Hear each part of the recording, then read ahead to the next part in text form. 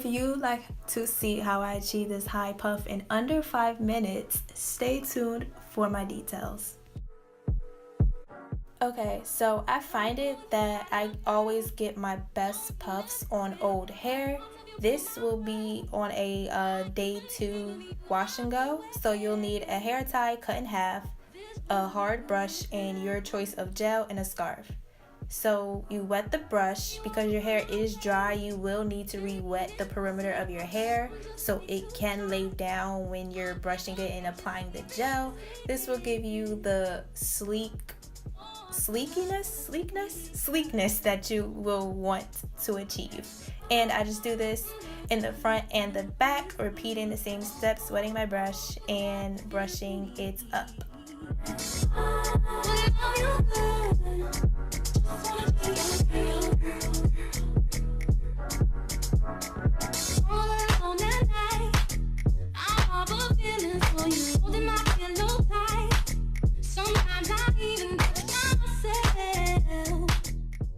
Now it's time for the gel. Like I said before, you can use any gel you would like, but I've been using the new black castor and flaxseed oil gel by Eco Styler because I feel like it doesn't give me that extra hard hold like the olive oil one, but it still gives me a good hold and shine, as you'll see. And I just smooth this down with my hands. I don't use a brush on this point because I feel like it's not really needed because my hands do a pretty good job. But like I said, this gel gives your hair a really good shine, like as you can see that I'm about to show you guys.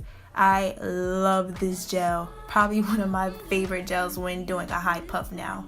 So yeah, I just smooth the gel, making sure that I get all those lumps and bumps out of the way, and then I follow it up with my brush again. I do it very gently, very softly, because I mean it's already laid down, so you don't need a lot of brushing, but it just makes sure that it's as laid as possible.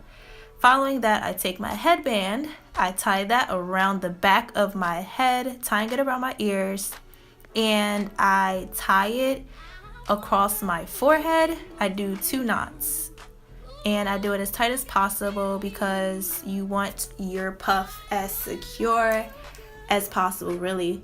So yeah, I do it kind of tight. I mean, I don't get a headache when I do this technique like I would if I would just wrap the headband around twice. But yeah, this is a really secure and really simple way of getting a nice high puff without the pain.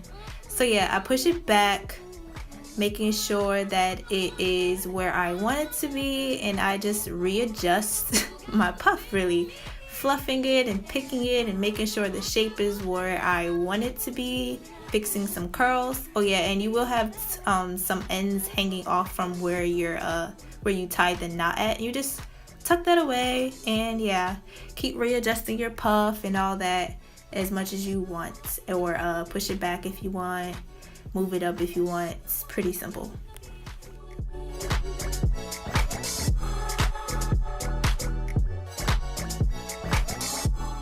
Now it's time for the most important part, your baby hairs / edges, I guess. So you take a toothbrush, make sure it's not the toothbrush you use in your mouth. This was another pack I got out of another toothbrush pack because I couldn't find my regular edge toothbrush, but it still did the job. So before I apply the gel, I take my wet toothbrush and I pick out the hair that I want laid, because you don't want those over looking crazy baby hairs that girls be having. No. Keep it really simple. You don't need that many.